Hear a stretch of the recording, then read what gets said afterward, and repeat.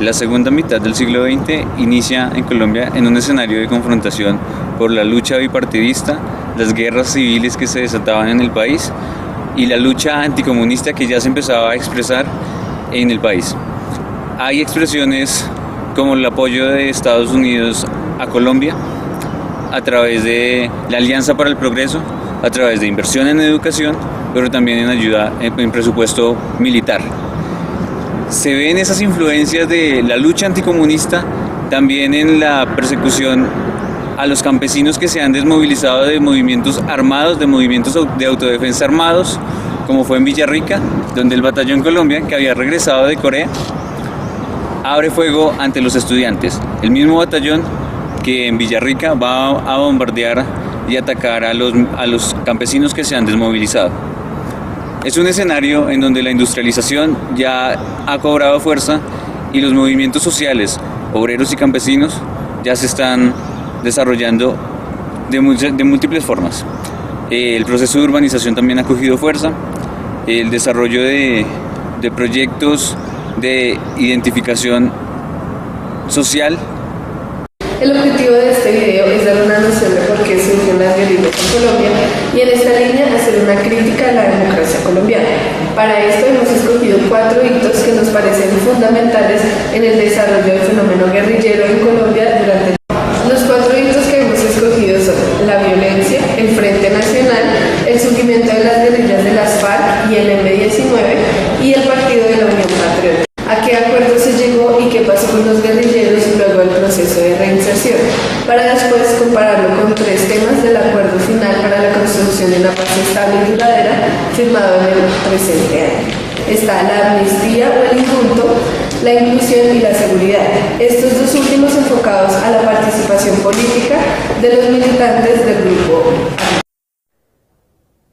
Respecto al tema de amnistía abordada en el acuerdo final firmado en el 2016, vamos a referirnos únicamente a la Jurisdicción Especial para la Paz, la cual nace del sistema integral de la verdad, justicia, reparación y no repetición. Hay que tener claro, antes que todo, que se trata de una justicia restaurativa más que punitiva, y siempre habrá un principio de favorabilidad hacia el reinsertado. Los delitos amnistiables son los de carácter político, es decir, de sedición, rebelión, asonada, porte ilegal de armas, muertes en combate y compatibles con el derecho internacional humanitario y finalmente concierto para delinquir con fines de rebelión. Los delitos no amnistiables son los crímenes de lesa humanidad, genocidio, graves crímenes de guerra, rehenes u otra privación grave de la libertad, así como ejecuciones extrajudiciales, desaparición forzada, acceso carnal violento, desplazamiento forzado y reclutamiento de menores. En la Jurisdicción Especial para la Paz hay principalmente 3 tipos de condena para los delitos no amnistiables. La justicia privativa de la libertad, pero sin cárcel, de 5 a 8 años a quienes reconozcan infracciones muy graves en la sección de enjuiciamiento. Este mismo modelo se aplica de 2 a 5 años a quienes no participaron de forma muy determinante en infracciones muy graves. Y finalmente, la justicia ordinaria, de 15 a 20 años de cárcel a quienes no confiesen conductas muy graves, aunque pueden haber redenciones de acuerdo al desempeño académico y personal del preso. Respecto al tema de inclusión, primero, se darán 10 curules en el Congreso. Tanto en el Senado como en la Cámara se garantizará un mínimo de 5 curules, incluidas las obtenidas de conformidad con las reglas ordinarias, para el partido que surja de la transición de las FARC a la actividad política. Además, 16 circunscripciones en lugares muy golpeados por la violencia, el abandono y la poca presencia institucional. Por 2 periodos electorales serán elegidos 16 representantes a la Cámara. Los aspirantes deberán ser personas tales como organizaciones campesinas, de víctimas, mujeres y sectores sociales. El partido político que surja de las FARC no podrá participar aquí. Y finalmente, respecto a la seguridad, se abordará el sistema integral de seguridad para el ejercicio de la actividad política, para el cual la seguridad como valor democrático y bajo una perspectiva humanista será una garantía efectiva de los derechos y libertades de quienes están ejerciendo la política en el marco de reglas democráticas. Este tendrá los siguientes elementos. Primero, adecuación normativa e institucional con un sistema de alto nivel para ponerla en marcha que garantice su articulación y funcionamiento. Segundo, prevención, por medio de un sistema de alertas tempranas con enfoque territorial y de género. Tercero, protección. Programa de protección especializada para los integrantes del nuevo partido político sobre la base de una evaluación de riesgo a quienes hayan sido elegidos popularmente, quienes se declaren en oposición política y líderes de partidos y movimientos políticos. Y cuarto, evaluación y seguimiento. Sistema de planeación, información y monitoreo con carácter interinstitucional y representación de los partidos y movimientos políticos que permita realizar una evaluación de desempeño y resultados y a la vez ajustar la estrategia y procedimientos para garantizar las condiciones de seguridad en el ejercicio de la política. En materia de seguridad, se creará el Cuerpo de Seguridad y Protección, el cual estará integrado por personal de confianza del nuevo partido o movimiento político que surja del tránsito de las FARC a la actividad legal. La seguridad y protección tendrá por objeto a los reinsertados de las FARC y sus familias de acuerdo al nivel de riesgo.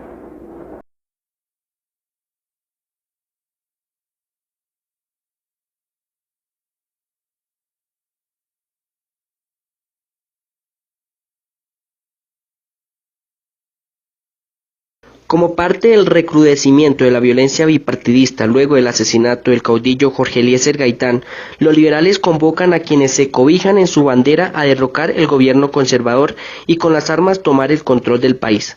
Es en este momento donde se desarrollan acciones armadas en distintas zonas de Colombia con el propósito de tomar el control administrativo de los territorios. Surgen y se constituyen por iniciativa del Partido Liberal las juntas revolucionarias, en oposición al autoritarismo de los gobiernos conservadores de Mariano Ospina Pérez 1946-1950 y Laureano Gómez 1950-1953. Inspirados en las ideas gaitanistas, campesinos perseguidos se alzan en armas para defenderse. A pesar de su afiliación al Partido Liberal, poco a poco las élites de dicha colectividad deciden que la lucha armada no es la forma de tomarse el poder y dejan abandonados a estos reductos de campesinos inconformes con la represión estatal. Las guerrillas liberales surgen como resistencia del Partido Liberal y al mismo tiempo surgen como forma de resistencia más radical las guerrillas comunistas, inicialmente aliadas a las guerrillas liberales pero posteriormente en confrontación con estas, por la descalificación al ser denominados los guerrilleros liberales como los guerrilleros limpios y los guerrilleros comunistas como los comunes. La guerrilla comunista se va desarrollando con lineamientos propios en estrategias de resistencia, algo que se evidencia en la región del Davis. Se producen también luchas en Gaitania entre limpios y comunes, trayendo consigo el asesinato de líderes como Charro Negro. Adicionalmente, en el país también se ve la conformación de grupos afines al gobierno o en contra, así como miembros del Partido Comunista que deciden constituir diversos tipos de bandas, proceso conocido con la denominación de bandolerismo rural. El bandolerismo, desarrollado entre los años de 1948 y 1965, es una expresión de un periodo de frágil legitimidad del Estado, y en particular de sus aparatos armados y judiciales. Se proyecta, de acuerdo con Gonzalo Sánchez, en tres formas. A veces como un instrumento de gentes vinculadas a las altas esferas de poder político, hacendatario y terrateniente, para conservar sus privilegios, como una fuerza que subordinada a los poderes regionales y locales, y en ausencia de partidos y movimientos sociales organizados, puede operar como una fuerza autónoma o como una materialización de los poderes informales que florecen a la sombra de una crisis institucional. Producto de la débil gestión del gobierno de Roberto Urdaneta, sucesor de Laureano Gómez, frente a las disputas civiles que se desarrollan en el territorio nacional y con el propósito de pacificar el país y cesar la confrontación entre liberales y conservadores. El 13 de junio de 1953, los sectores dirigentes del Partido Liberal y el ala ospinista del Partido Conservador, junto con el apoyo del ejército, dan un golpe de Estado. El general Gustavo Rojas Pinilla asume la presidencia y desde el inicio de su mandato busca una solución al conflicto. Ofrece amnistías a los miembros de las guerrillas liberales, quienes se desmovilizan en agosto de 1953. Los guerrilleros amnistiados que dejaron las armas consideraban que este proceso lograría su efectiva inclusión a la sociedad civil por medio de las garantías de seguridad, que no fueron cumplidas y que en consecuencia dejaron vulnerables a antiguos líderes que posteriormente serán asesinados. Ejemplo de esto son los casos de Jacobo Príez Álape y Guadalupe Salcedo. En mayo de 1957, el general Gustavo Rojas Pinilla deja el poder con el propósito de que la Junta Militar pueda dar inicio a la transición de la democracia y ponga fin al gobierno. Esta junta está precedida por el acuerdo de Sitges y Benidorm, donde los dirigentes del Partido Liberal, en cabeza de Alberto Lleras Camargo, y del Partido Conservador, con Laureano Gómez, deciden convocar a un plebiscito con el ánimo de instaurar el Frente Nacional. En el Frente Nacional, lo que se desea es mantener la cohesión del país, superar el estado de la dictadura y retornar a la democracia. Sin embargo, las élites del Partido Liberal y Conservador deciden que la mejor forma es repartirse el poder de manera paralela. Igual número de representantes en los poderes administrativos de los territorios, sea alcaldías, gobernaciones y a nivel nacional, así como en el poder judicial y en el poder legislativo. Sin embargo, es un Frente Nacional que va a excluir a los campesinos, al sindicalismo y al movimiento estudiantil. Y van a surgir expresiones como el movimiento revolucionario liberal en cabeza de Alfonso López Miquelsen, que busca, enarbolando las banderas del Partido Liberal, hacer que no se surjan disidencias que se vayan hacia el Partido Comunista. Surge el Frente Unido, en cabeza de Camilo Torres, con gran apoyo en sectores eclesiásticos y populares, y surge también producto del favoritismo aún del general Gustavo Rojas Pinilla, la Alianza Nacional Popular, ANAP, con gran fuerza hacia finales del Frente Nacional. Con el Frente Nacional se produce la conformación de las Fuerzas Armadas Revolucionarias de Colombia en 1964, producto del bombardeo a Marquetalia. Un movimiento guerrillero que se va a fundar con bases de autodefensa campesina que desde la guerra civil de liberales y conservadores se habían conformado. Es un movimiento desarrollado en el sur del Tolima, con regiones del norte del Huila y parte del Cauca. Encuentran un terreno ya abonado por las influencias de la revolución bolchevique, que en personajes como María Cano y Raúl Maecha habían alimentado las bases obreras y socialistas para el campesinado colombiano.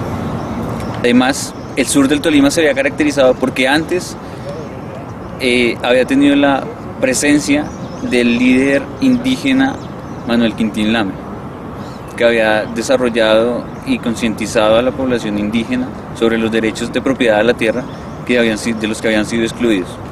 Como consecuencia, a la mención que hace el joven senador Álvaro Gómez, frente a las regiones del sur del Tolima, el norte del Huila y parte del Cauca, catalogándolas de ser repúblicas independientes donde el Estado no ejercía control mediante sus instituciones, se decide que el gobierno de Guillermo León Valencia, el 27 de mayo de 1964, bombardee la región de Marquetalia, ubicada en el corregimiento de Gaitania, en el municipio de Planadas, Tolima. Acto seguido que motivará a los líderes como Pedro Antonio Marín, más conocido en el tiempo como Manuel Marulanda Vélez, y a Luis Alberto Morantes, Jacobo Arenas, a fundar las Fuerzas Armadas Revolucionarias de Colombia, herederas del movimiento de autodefensa campesina Bloque. Claramente, muchas acciones político-administrativas se dan con el influjo de la Guerra Fría. No se puede comprender los orígenes del fenómeno guerrillero sin las determinaciones que otorgaron a Colombia su posición en el ajedrez político internacional. De acuerdo con el historiador Pierre Gillot, no es exagerado concluir que en Colombia, desde el punto de vista militar, se inventó el enemigo en nombre de una respuesta continental.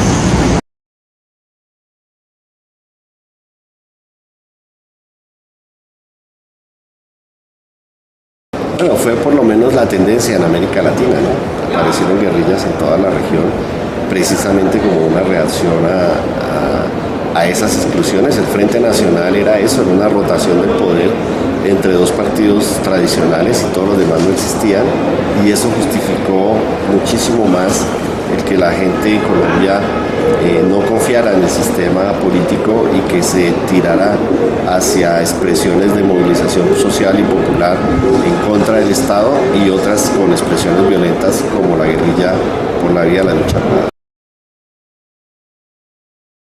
No lo abandona del todo su objetivo político, pero va siendo permeado hasta que llega a ser dominado por la economía del narcotráfico.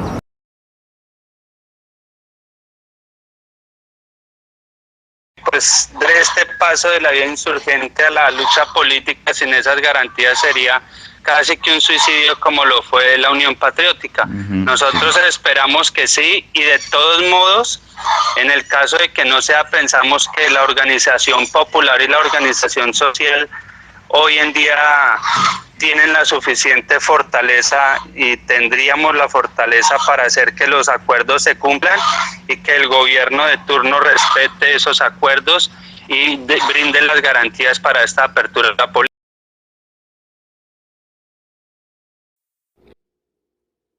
El surgimiento de esta guerrilla debe verse en 1971, bajo el nombre de Comuneros. Sin embargo, no es sino hasta diciembre de 1973, cuando adoptan el nombre de M-19. Se podría decir que nacen a raíz del presunto fraude electoral del 19 de abril de 1970, en el que fuera el último gobierno del Frente Nacional, el del conservador Misael Pastrana Borrero, sobre el general Gustavo Rojas Pinilla, candidato por el partido Acción Nacional Popular, ANAPO. El 17 de enero de 1974, después de una propaganda con mucho suspenso, el pueblo sabía su nombre, pero no su carácter de guerrilla. Ese día roban uno de los símbolos más importantes para el país, la espada de Bolívar.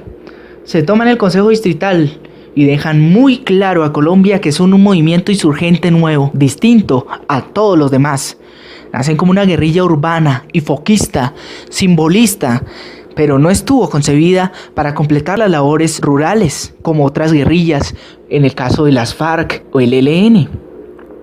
El M-19 siempre se alejó del modelo de guerra popular prolongada, no quisieron perpetuar la guerra.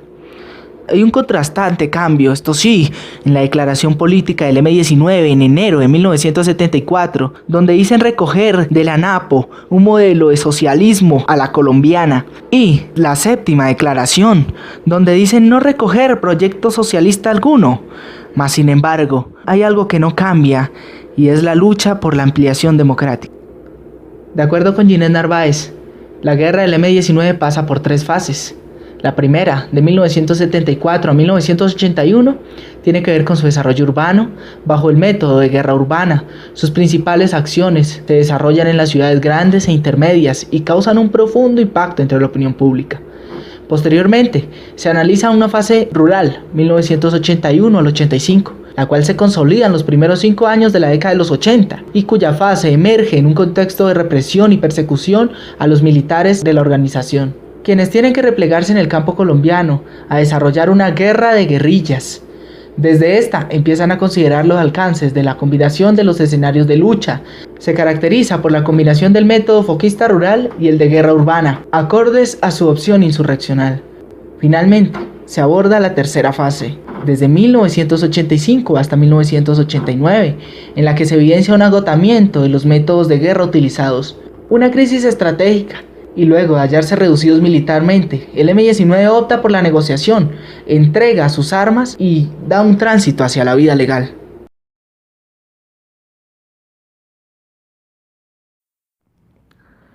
Como ya se ha dicho, este grupo tuvo un carácter simbólico en sus operaciones militares, el cual no perdió y siempre trató de sorprender a la sociedad colombiana.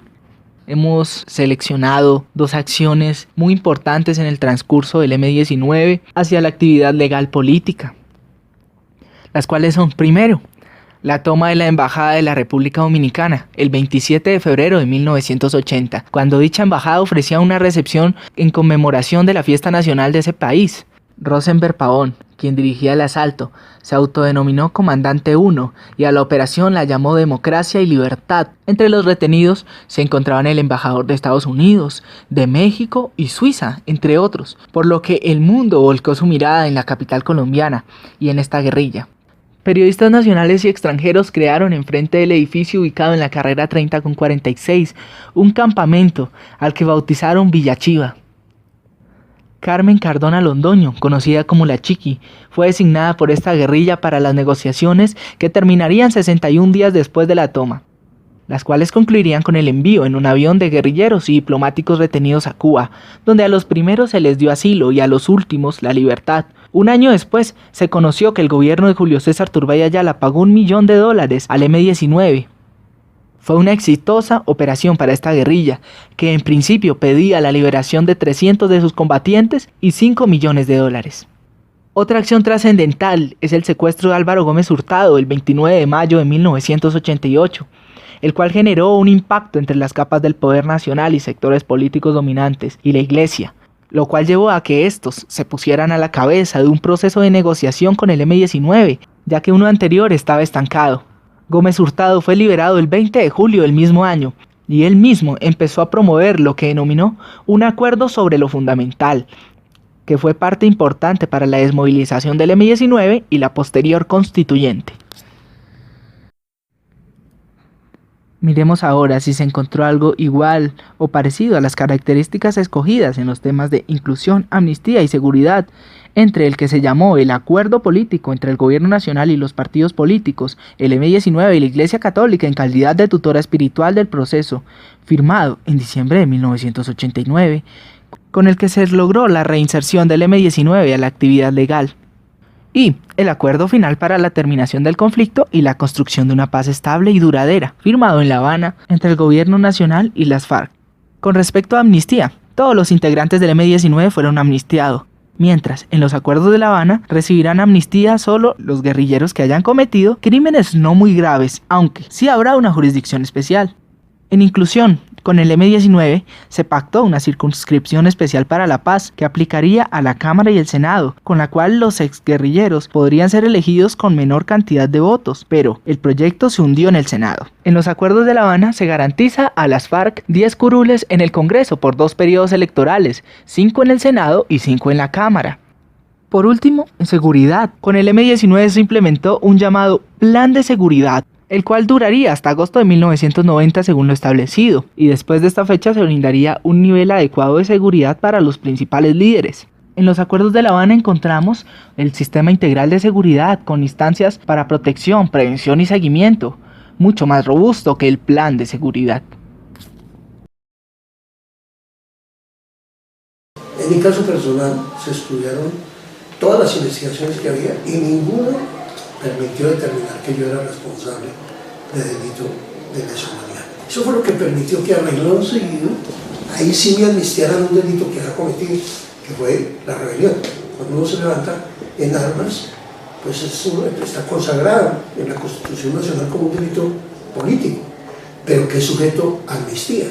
Y por eso se dictó cesación de procedimiento de las investigaciones anteriores y en virtud de la ley de amnistía vigente en ese momento, se me dio la amnistía. ¿Eso qué permitió? En mi caso, como en el caso de la mayoría de exintegrantes del M-19, que pudiéramos salir a la lucha política. Por esa razón, nosotros firmamos el 9 de marzo del año 1990 con el gobierno de Virgilio Barco. 2 días después, el 11 de marzo, fuimos a las elecciones y yo fui elegido con Vera Gay, fui elegido representante de la Cámara con 78.000 votos por la circunscripción electoral de Bogotá, Cundinamarca. Nosotros, nadie nos regaló nada, no hubo elegibilidad política a dedo. Salimos en condiciones de igualdad, no hubo ninguna ventaja. Y esto se repitió un año más tarde cuando se convoca la Asamblea Nacional Constituyente.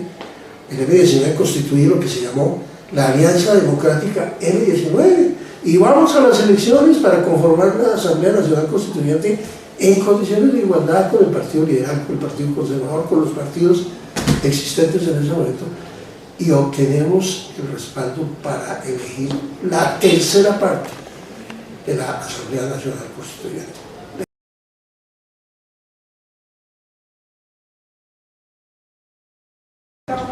A raíz de la amplia aceptación que tuvo el Partido de la Unión Patriótica a nivel nacional, el Estado y algunos grupos paramilitares decidieron acabar con este partido totalmente, y por esto realizaron más de 3.000 asesinatos de los miembros de la Unión Patriótica. Entre estos, el asesinato de Jaime Pardo Leal en el año de 1987, el 11 de octubre, quien era conocido como uno de los máximos representantes de la Unión Patriótica. Es por esto que es pertinente revisar en los acuerdos actuales cuáles son las garantías de participación política que se le dan a los nuevos desmovilizados de las FARC, para que no se vuelva a repetir la masacre y todo lo que pasó con el Partido de la Unión Patriótica. El Partido de la Unión Patriótica nace como resultado de los acuerdos de la Uribe en 1984, iniciados por el presidente Belisario Betancourt. En este partido se recogían prácticamente todas las personas que no se sentían identificadas con ningún partido ya existente. Dentro de este encontramos guerrilleros, líderes comunistas, líderes sociales e incluso estudiantes. Sin embargo, a pesar de que en estos acuerdos se habla de amnistía e indulto de delitos políticos, no se habla de protección a los que iban a ser parte del Partido de la Unión Patriótica. En los acuerdos de La Habana se habla de un sistema integral de seguridad para el ejercicio de la política. Este sistema fue pensado con el fin de proteger los derechos y libertades de las personas que se van a enmarcar en el ejercicio de la política dentro del régimen democrático en el que estamos. Este sistema se crea también con el fin de que no se repita lo sucedido con el genocidio de la Unión Patriótica. Este sistema cuenta con varios elementos importantes, pero para este trabajo vamos a nombrar tres principalmente. El primero de ellos hace referencia a la prevención, y lo que busca es generar sistemas de alertas tempranas en caso de que algún líder político de este nuevo movimiento se vea involucrado en alguna amenaza o eventos de esta. El segundo elemento hace referencia a la protección. Lo que se busca es que una vez se detecten señales de alerta, el Estado se encargue de generar mecanismos de protección para los líderes políticos. Este elemento se verá implementado a nivel no solo nacional, sino regional, departamental y a nivel local. Por último, se cuenta con un elemento de seguridad y seguimiento, en el que se busca vigilar y monitorear las acciones del nuevo movimiento político a nivel interinstitucional, verificando así su desempeño y sus resultados. Para esto, el nuevo movimiento político deberá realizar periódicamente una rendición de cuentas de los resultados que han obtenido y de las acciones que han realizado. Finalmente, con este elemento se busca también revisar y ajustar las estrategias de seguridad de participación política de los integrantes de este nuevo movimiento, para así garantizar cada vez más su seguridad a nivel nacional. Yo te daré patria hermosa, te daré una rosa, y esa rosa se llama UV. 1986 nace el Partido de la Esperanza en oposición al bipartidismo aquel entre los conservadores y los liberales. Creo que la primera clave es la educación. Yo creo que mantener los pueblos en la ignorancia, con hambre, pues llevan a que la gente esté pensando en lo más inmediato y no en la cosa pública, no en los bienes, digamos, superiores como la paz o como la construcción de una sociedad democrática o el respeto al medio ambiente, etcétera. Creo que esos temas son demasiado sofisticados cuando el pueblo está sumido en la pobreza, en la exclusión, en la ignorancia, y creo que ese es el desafío. El desafío es cómo hacer una educación liberadora que haga verdaderos ciudadanos que participan, que votan conscientemente, que eligen conscientemente, que hacen propuestas frente a políticas públicas y participan. Por eso no es gratuito que el componente de participación ciudadana sea un componente muy importante en la agenda de paz que se va a iniciar con el ELN y que haya sido también uno de los puntos de negociación con las FARC. La participación de los que no participan, que son los movimientos sociales, los movimientos populares, la gente que no vota, pero también la participación de la oposición política. Con el ELN, si ustedes miran los 3 primeros puntos de la agenda, todos tienen el componente de la participación. Creo que esa es una gran urgencia de que construyamos una sociedad muchísimo más democrática que haga que las élites tengan que responder y tengan que rendir cuentas a las mayorías y no como sucede hoy, que todo se mueva por clientelismo y por cuotas políticas, que es lo que está pasando en el país. Democráticas. Entonces hay que democratizar los partidos, hay que democratizar el sistema electoral. La gente critica a Venezuela.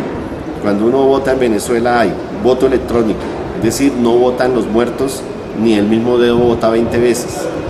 Hay papeleta, es decir, una papeleta que va al elector y a una urna. Hay firma del acta de votación y hay tinta indeleble. 4 mecanismos. Si usted vota en Colombia, ninguno de los 4 existe. El jurado con un resaltador dice Alirio Uribe cédula tal, votó y resalta. Puede resaltar toda la lista y meter todos los votos. O sea, el sistema es totalmente corrupto y fraudulento. La razón última que explica un proceso de paz. Es decir, nadie deja las armas si no tiene la oportunidad.